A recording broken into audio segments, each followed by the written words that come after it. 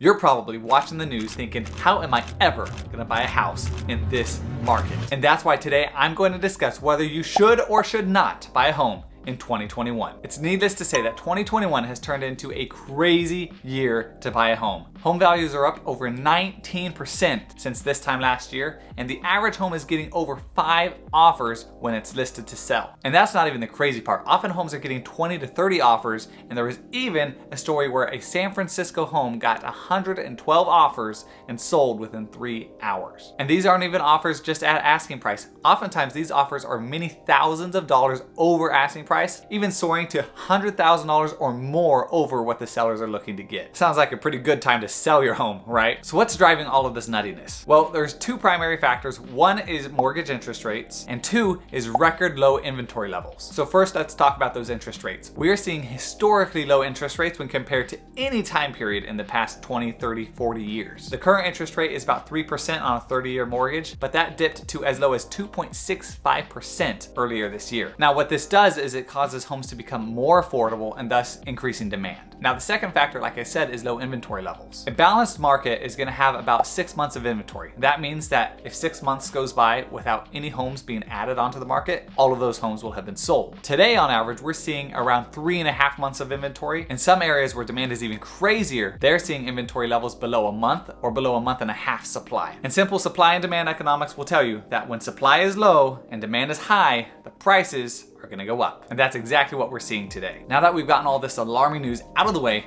let's talk. Because I know you're getting a lot of serious home buying FOMO right now, because all of your friends are buying a house, your neighbors are buying a house, and you're sitting there in your apartment or in your parents' house thinking, maybe I should buy one too. So I'm gonna let you know whether or not you should act on that FOMO or whether you're just gonna have to sit with it for a little while. And I boiled it down to 3 crucial things that you need to consider when deciding to buy a house in 2021, 2022, or any year. And those 3 things that you need to consider are number 1, your current financial situation, number 2, the length of time that you're gonna stay in the house, and number 3, the home maintenance expenses. So we're gonna look at all of those in detail, and I'm gonna make the case for why you should or should not buy a house in 2021 based upon your individual situation. So the number 1 factor is whether or not you have the monetary capability right now to buy a house. As you're seeing from the market craziness, you're gonna have to bid over asking price to get the home that you want, and with home values up 19% on average, you're gonna be paying more than ever to get that same house. And to buy a home, you're gonna need at least 3% for your down payment, at least 2% for your closing costs, totaling 5% due at the closing table when you sign and buy the house. And you're gonna need at least a 620 credit score, though you can get away with a 580, but you're gonna have to put more money down. So what that means is on a $350,000 house, which is right around the national average, you're gonna need $17,500 as well as money for a survey and an inspection. So it's really very simple. If you do not have those funds available, don't buy a house. If you don't have those funds available, don't go take out a personal loan of some sort. Don't go borrow money from friends or family just to get into a house. It's really just not a smart idea. Now, if you have that money available, you're comfortable spending it, and you're not gonna be house poor by doing it, then go ahead, get the house, enjoy it, and don't regret it. Now, the second thing you need to consider is the length of the time that you're gonna be owning this house. The reason that this is so important is because if you buy a home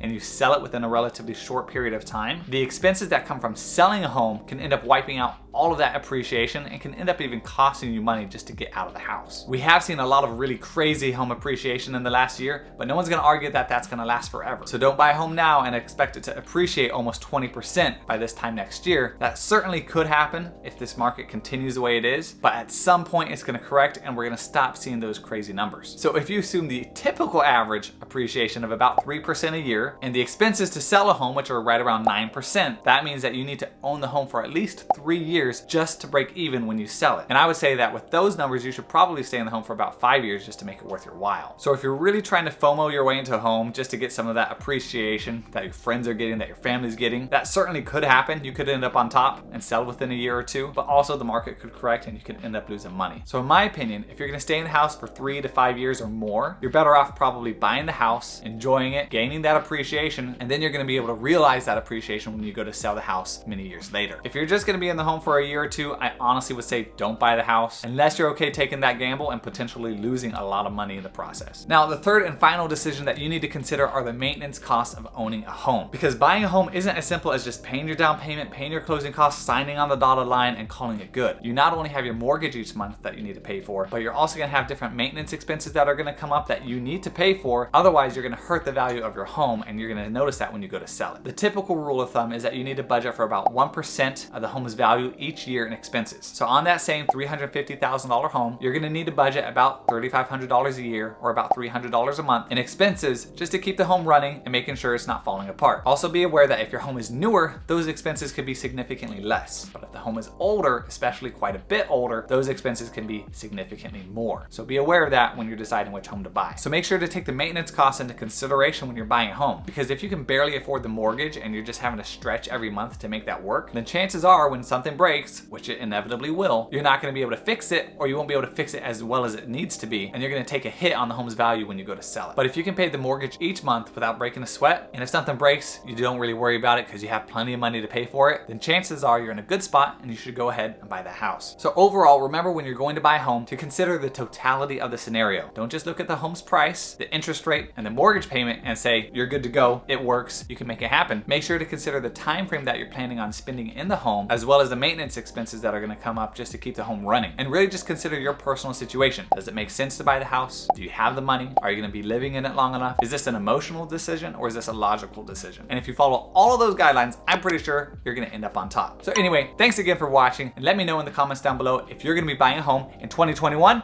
or if you're going to wait for another year.